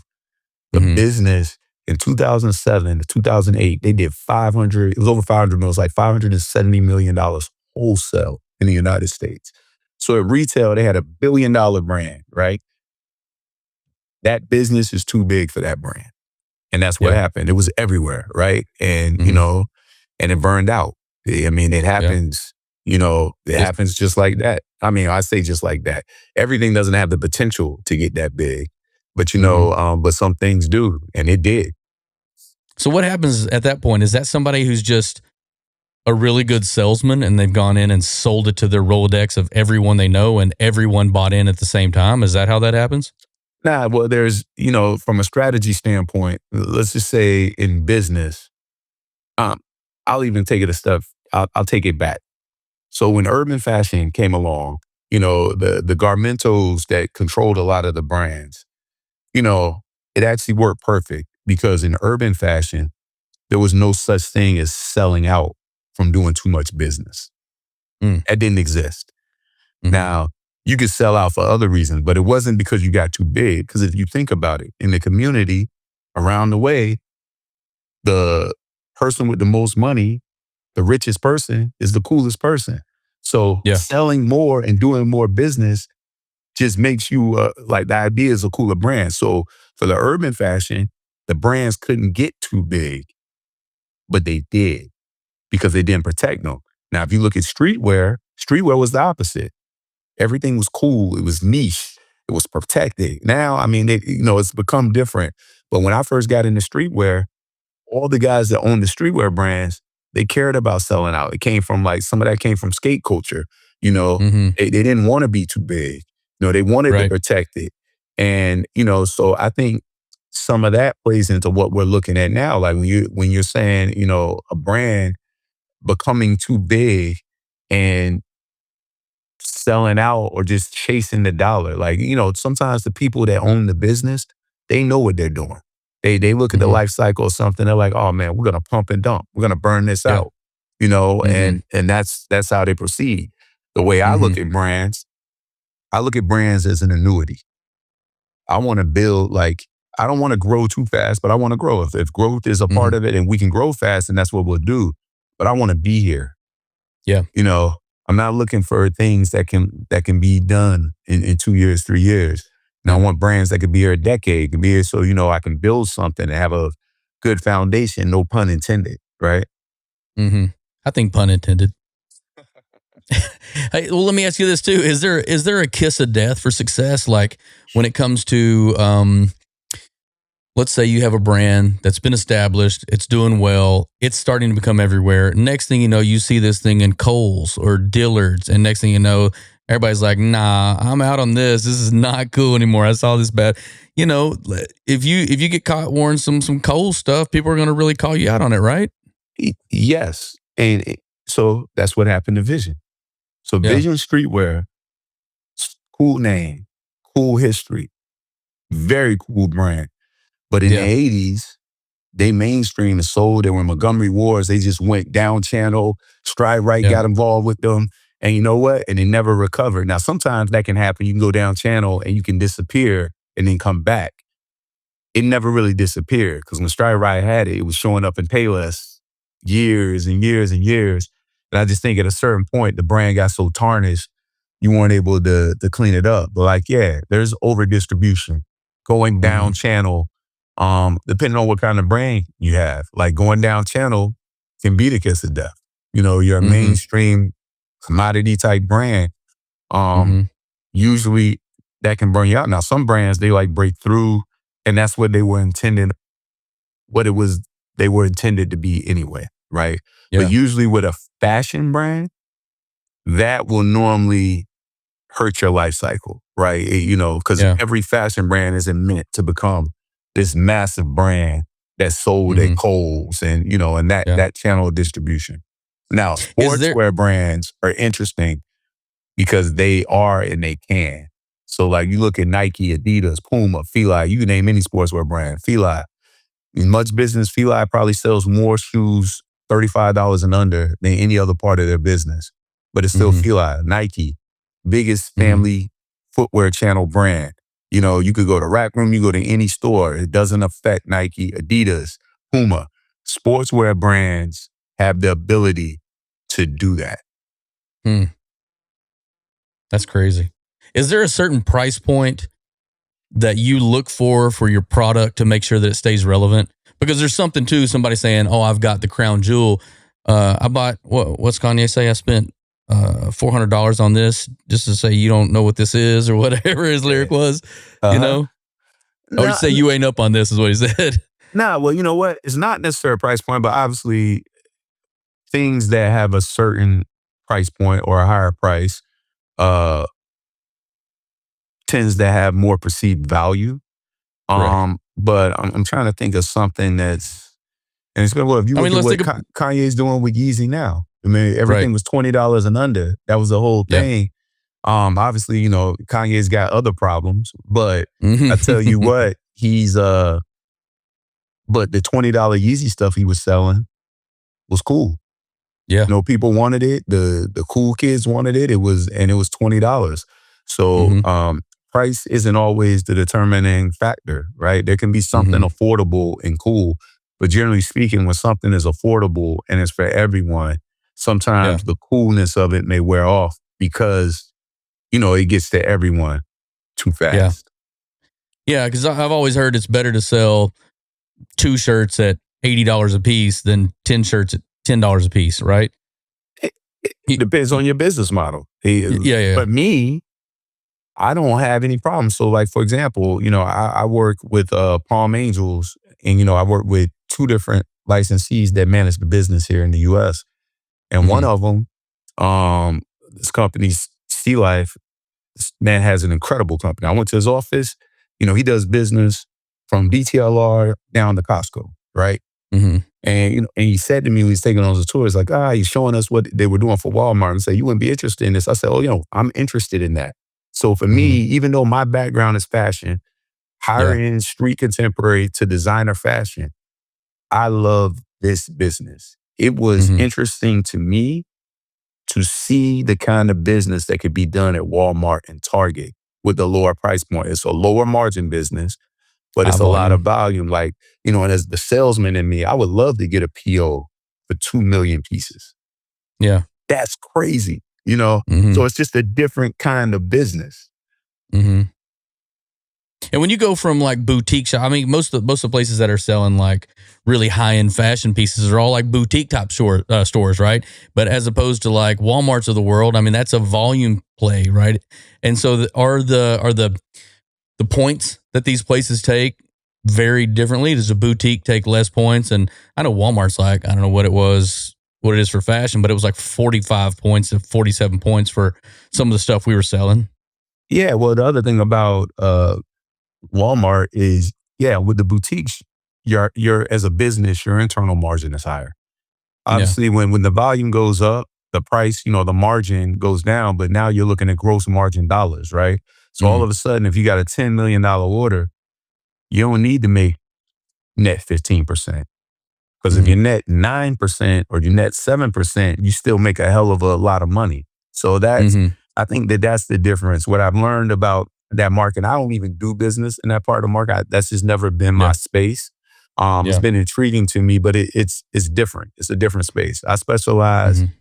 in men's street contemporary fashion. We Yeah. do accessories, we do footwear, but it's on the men's side. We do unisex. We've done some women's in denim and footwear and Mm-hmm. sunglasses, but that's where it comes. Like, we don't do contemporary women's, as Mm-hmm. like where most of the business we've done with women's stores or women's or men's stores, they carry women's, so they're unisex Mm-hmm. stores. But like, there's a whole contemporary women's business with these boutiques, and that market is actually bigger. So Mm-hmm. one of the things for us, we made an effort years ago to say, you know what, we're not in women's, because the only way for us to really have gone into women's from a contemporary standpoint is we would needed to go and build a division and go and poach somebody or hire somebody to run that division so that we could do it properly. Mm-hmm. When you come to looking for brands or trends or things that you guys are going to do with these different brands that you've acquired, I know you travel all the time. I see you anywhere and everywhere, from Milan to LA to New York. I mean, you're everywhere. Talk to me about the process of traveling for trends, seeing what's new, seeing what colors are happening. Like, where are you going and why are you doing it? Man, I'm traveling everywhere. Europe, Asia. Um, these days, I was in Tokyo earlier in the year. I haven't been going to Asia as much since pandemic. Um, but I'll be honest with you, the world has changed because I've been traveling like this since probably '06. I was traveling when, particularly a lot of Americans weren't traveling. I feel like we travel a lot more now, but the internet has made the world small. So back in the day, the only way you knew what was going on in London, Barcelona, Tokyo, Paris, Milan, Amsterdam, is you had to go. Now, the internet allows people to cheat. And then I say cheat, and I'm not saying it's a bad thing, but you don't have to go to these places to see or understand what's going on. Now, it's still not the same as if you go there and experience it firsthand, but there's so much information and it's so easy to get the information that you can learn about places without going. But I still travel quite a bit. I think it keeps me sharp. Um, and I mean, and now there's a new frontier. There's the online space. There's the streamers. There's the, so everything's changing, you got all these brands that are, direct to consumer online because any kid can start a brand and go to Alibaba. They can start making stuff. So it's like the land. So that's another space. And in order to learn about that space, you don't even have to leave your house sometimes. So it's just different ways to learn about trend and what's going on. But I still do travel quite a bit. I enjoy it.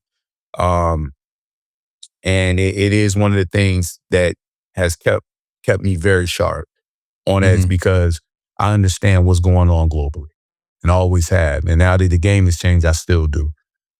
So are you bringing this back, this information back to all these licensees that you have and saying, I mean, because you're talking to each one of their creative teams and marketing teams and saying, hey, I'm seeing this or I'm not seeing this, or are you giving that information back to them and they're making, hey, the new color is, mustard or honey or whatever this year? I mean, we share information. I mean, some of the companies like, we'll take the Off-White brand, for example. They got a design team out of Milan.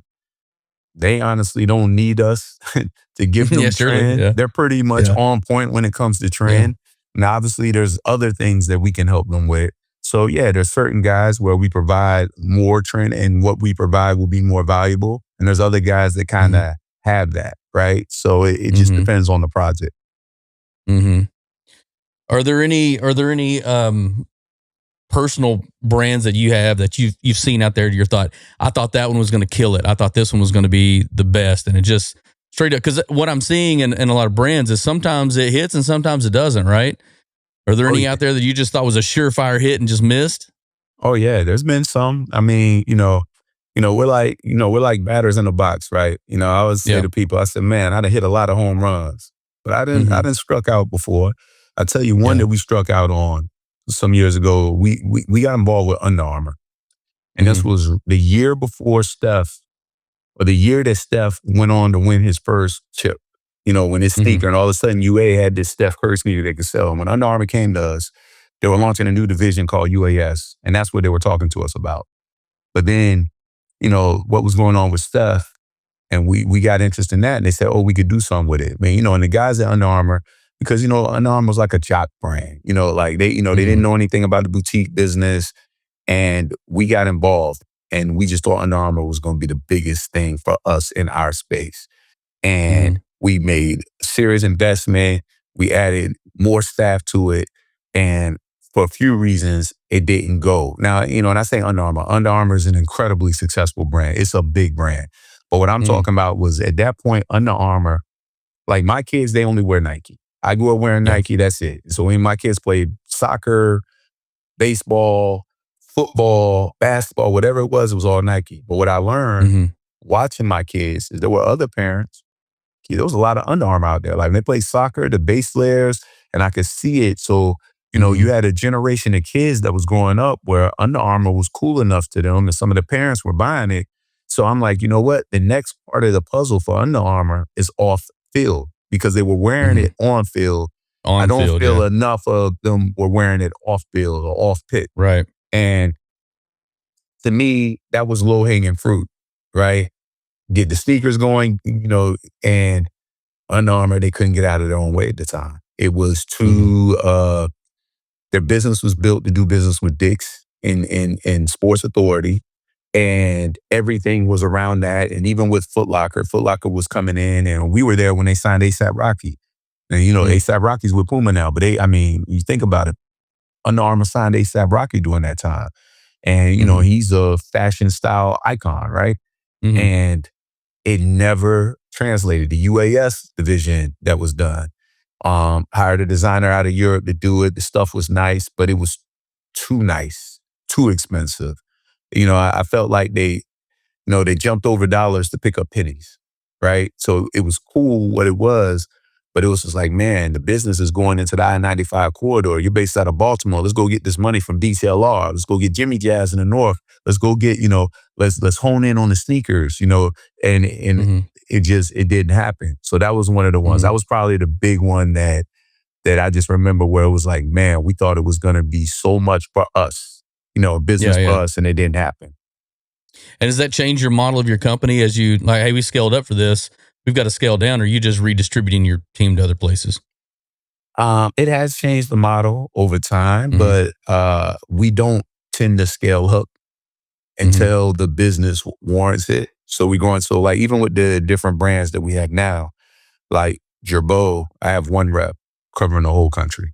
Now in the Mm-hmm. future, I'll have two. I might have three, but I have one. Mm-hmm. Off-White and Palm Angels, I have one. It probably makes sense for only one for both of those. Rolling Loud, one day it may make sense for me to have two, but most of the brands I start with one rep. Usually it's one or two. BBC and Ice Cream, we have 4 salesmen. Well, we have 2 reps and 2 sales assistants. So we kind Mm-hmm. of grow the business, grow the team as the business grows, Mm-hmm. because it's which came first, the chicken or the egg, right? And it's Yeah, like, yeah, yeah. I got the right brands. I signed all these new deals. I'm not doing the business quite yet because most of what I'm doing, we start shipping in SS 26, right? That's the Mm-hmm. beginning, so that's Mm-hmm. when, okay, we'll start to do some volume. We'll start to make some revenue, and hopefully we can grow the business and invest in the teams. Yeah. When you've gone through and you have this a lot of highs and lows and that you've talked about going through this and now you talk about the resurgence of what you've kind of picked up a lot of brands. Like, what's next for you after? Is there something out there you're like, man, I got to plateau this thing up even more? Because it's not just bolting on brands. You've got to have something out there. I know you're a deep thinker, so what you got? My plan originally, when I moved to California in 2017, the thing that I learned is we had become this formidable sales agency, right? Mm-hmm. But the biggest things that we had, we didn't own. Like even now, Kappa, yeah, we own the license, but we don't own the mark. We don't own the IP. Mm-hmm. Off-White and Palm Angels are great. We don't own those IPs. I mean, even BBC and Ice Cream, we're partners in the U.S. operation. We don't own the IP. Now, the brand I told Mm-hmm. you about, Alice Hollywood, I own the IP with Shane. We're partners, right? Mm-hmm. So the thing that was missing for me is I really want something that we can own, and maybe one day we can sell it. Because as an Mm-hmm. agency, we can't really sell the agency, right? And it's like, so that's still the elusive thing that's out there. And and there's brands that we own, Midnight Studios, Midnight Rave, Rocket. It's just, but none of them were that big. So we had Mm-hmm. these things that we own. We had another brand, well known, Blue Carrots. Like these are all brands that the foundation own. These were our IP. Mm-hmm. We just haven't hit with one yet, right? Mm-hmm. So ultimately, that's still a big goal to have something that we own that's ours, right? That one day, if we Mm-hmm. want to, we can sell it. What type of capital investment are you talking about when you say, man, I've got to get a brand out here, I've got to build it, I've got to get it ready, I got to try to launch this thing? Like, what kind of capital goes into something like? Because everybody with a Cricut and a and a Photoshop or Illustrator thinks they got a brand on their hands, and so, but reality wise, like, what are you really looking at? I mean, it depends on what it is. Like when we were doing Midnight Studios and Midnight Rave, it was already existing brand. We restructured it. Fashion brand. We were doing we did a fashion show in LA. We did New York Fashion Week. We invested over maybe a 2-year period. We lost almost $2.7 million on the brand. Whew. Lost, right? So, Yeah. and that was the investment, but we learned something from that. We have other brands. I would say Rocket, by the time it's all said and done, we probably uh, compounded loss was 2 million. You know what I'm saying? So, yeah, it's not for the faint of heart. Now, Alice, Mm-hmm. the brand that we're doing now, low overhead, low maintenance. There's only like one person on the payroll. I'm not even on the payroll. We have an office. We warehouse and ship the goods ourselves. The brand is small. Sub $2 million brand, but Mm-hmm. the overhead. So there's investment that's been made in the brand, but the brand is positive. It's in the black. It's paying for itself. Now, nobody's Mm-hmm. getting rich off it, but Mm-hmm. it's a sustainable business. So, I Mm-hmm. mean, it just varies, and sometimes people go out and they raise money. See, the beautiful thing about my business was we were self-financed. So even when we started doing the licensing, distribution, and ownership, we never raised capital. It was all on our back. And we had did quite well. I mean, at one point we had peaked. We were like a 70M business. And, before pandemic, we were engaging a company so that we could go and sell a third of the business. And we looked good. We looked great on paper. We were profitable. Books looked Mm-hmm. great. Anybody that looked at us like, oh my God, you guys are doing this much business and, you've never Mm-hmm. taken investment. Then pandemic happened Mm-hmm. and we weren't able to sell even a portion of the business. So that was a payday that was lost, right? Because by that time, Mm-hmm. 21 was great. Everybody made a ton of money, online, digital sales. But 22 was when the wheels started to fall off. And then by the time we got to 23, 24, man, we were drowning. And that's when I learned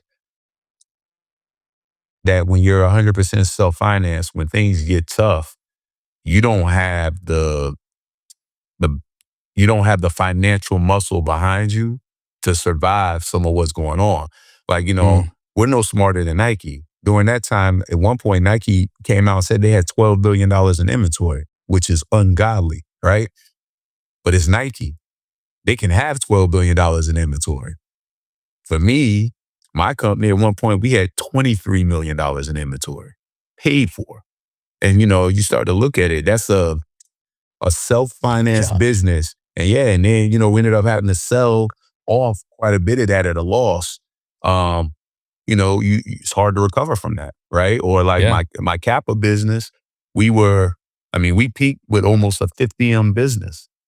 And, as the business started to decline, you lose 15 one year, you lose another 15 another year. Well, you think about your business, regardless of how profitable that money was, that's 15 million that was revenue flowing through your business that helps fund other things. Yeah. Remove 15. And then the next year, remove another Yeah. 15. So in a 2-year Yeah. span, we lost 30, right? And, Yeah. yeah, you're putting your own money into the business, loaning the business money, you're investing your money. Like it can get crazy. But that's why when I look back, we always did this ourselves. I was like, you know what? Maybe I should have did it a little different. But it's not like you live in regret. It's just, you learn, you go through the experience and, it makes you sharper for what's next. Cause, raising money is a different kind of art, and then maybe one Mm-hmm. day I'll have something that's worth raising money for. Well, you don't got no board meetings you got to go to right now, so that's pretty good. Yeah, I definitely don't have any board meetings. Well, I mean, at the end of the day, that's two parts to it, right? One is you take an investment from somebody. Now it's cool. People see it as money coming in, but at the end of the day, you're kind of owned by somebody else too, and you got to justify your decisions. And is everybody Exactly. getting the money back? Right? I mean, that's a tough way to live, right? Yeah. Oh, I've always been independent. Me and my partners, we were free. We were only accountable to ourselves. Right. Mm-hmm. And that is a sense of freedom, and we ended up betting on ourselves, and that was like one of the things that, even right now when I had to roll up the sleeves, like, yo, forget it. You know what? I'm gonna bet on myself. Right. Mm-hmm. I'm gonna figure it out. And that's what I did. That's what we did. Yeah. Figured it out. Yeah. Right. And now, Mm-hmm. you know, opportunity comes when the world is on fire. Well, the world was on fire, right? Just like it was in '07, '08, '09, and 10 with the Great Recession. We came out of that Mm-hmm. like we didn't experience any decline. We came out of that like a phoenix rising from the ashes because Mm-hmm. what's next comes during these times and periods. So what you want to do is just put yourself in position to make sure that you're where what next is coming from, right? So, my brand roster right now, and and I got 2 more that I'm working on I won't be able to reveal on this one, but if we close these in the history of my company, I have an agency for 20 years. This will be the best roster of brands my agency has ever had. Yeah. now in our 20th year or 19th year. And, that's staying power because in this business, as soon as you're irrelevant, you're out of business, right? Mm-hmm. So the only way you can stay in the business, you have to evolve. Well, I got into this business when I was 17, urban fashion in the mid 90s. And you know what? It's 2025 and I'm still here. And, you know, I'm more on top of the game now than I was at any other point in time. And Mm-hmm. it's like, that's a testament to being able to evolve and change with the game, but still remain relevant. Mm-hmm. I love the fact that you're so hungry at this point. You're just rolling and you're like, I'm getting more and I'm doing this and I'm growing this. And it's really cool to see because a lot of times somebody's been doing it for 20 years. They're like, bro, I'm ready to check out. Like, this is enough. Like, where's the light at the end of the tunnel? Does that ever hit you or are you just still rolling with it all the time? Man, I'm still rolling. I still got that hunger and that drive. Mm-hmm. Um, because I haven't made it yet. I'm like that, my brother calls me the goalpole pusher because I'm always pushing the goalpole back. Whenever Yeah. I go the goalpost, whenever I get something, Mm-hmm. it's like, oh man, Dre, you always pushing it back. But see, that's Mm-hmm. that drive. I like just have that drive, right?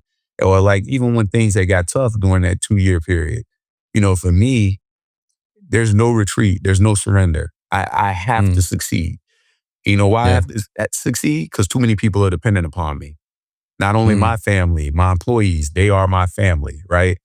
My mother and my brother, my actual blood, and when you Yeah. look at it, it's like I had to succeed. I had to make it work, right? And I have Mm-hmm. that innate drive, but I'm still having fun. I've been in the game all these years. I'm like, I'm having fun. It's exciting to me. Yeah. The business excites me. The brands excite me. I like closing deals. I love the Mm-hmm. strategy part. I love to look at something like, all right, this is how we started year one. What does it look like in year 3, year 4, year 5? What have we built Mm-hmm. or what are we going to build? Like, I still get happy about that, and I don't know how much longer I'm going to want to do it, but I mean, I don't see no way I'm slowing down, so I'm 48, 50 in 2 years. There's no slowdown in me. I got to just keep going. It's Mm-hmm. I am a more guy. And not Yeah. more because of it's not a greed, but it's just I want more. I want to do Accomplishment. more. I want to Yeah. accomplish more. And it's Yeah. like yeah, like I've been in the game and I think I've been reasonably successful. But in my mind, it's like, man, there's so much more. Like I said, one of those things I told you, Mm-hmm. like owning a brand that I Mm-hmm. can build and sell would be incredible because I built Yeah. so many brands. My agency, Mm-hmm. man, one time we ran a list of all the brands we've been involved in. It's crazy. Some are heritage, some are designer, some of them are fashion, some of them startup, urban brands, whatever it may be, action sport Mm-hmm. and skate brands. We've done it all. And and it's pretty incredible. For all of them that we built though, none of them were ours. Mm-hmm. I feel that, yeah, owning something is got to be a great accomplishment to bring something and not just sell it through that and make some money on it, but man, build something from the ground and call it your baby and nurture that thing along the way and it being super successful. It's got to be, I can see where that goal would be, the one you want to obtain for sure. But if you think about it, the joy that I get out of my business, the foundation, this is my brand. It's my business. And it's the thing that I'm proudest of. It is, I mean, it's Mm-hmm. tattooed on my back.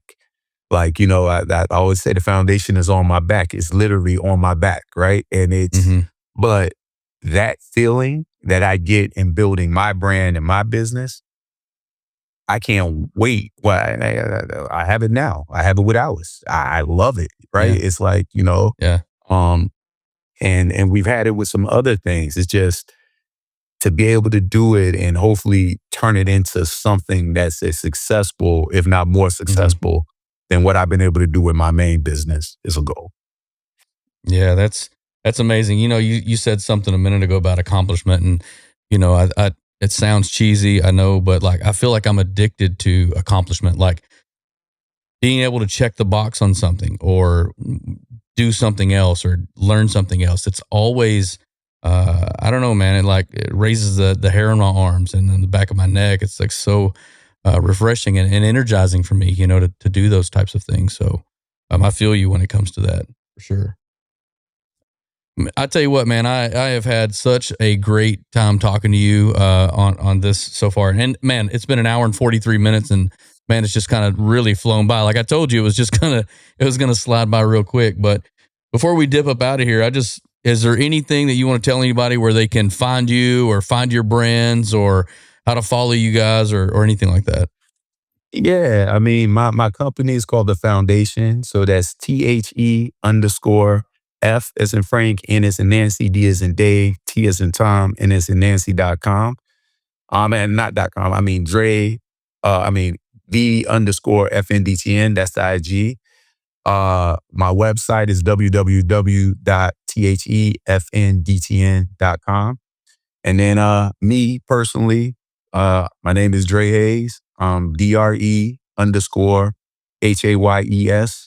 on IG. And that's same guy, just, still here, been here a long time, and don't plan on going anywhere. Yeah. Dre, I'll say this before we close up, man. The very first day that we met you guys were walking in. I'd been on the rally before. I'd seen you guys the first time. You were kind of looking around. I gave you guys my number and said, I've been there for the first time before. Here's my number. If you guys have any questions about where we're going, hit me up. And you guys texted me directly afterwards.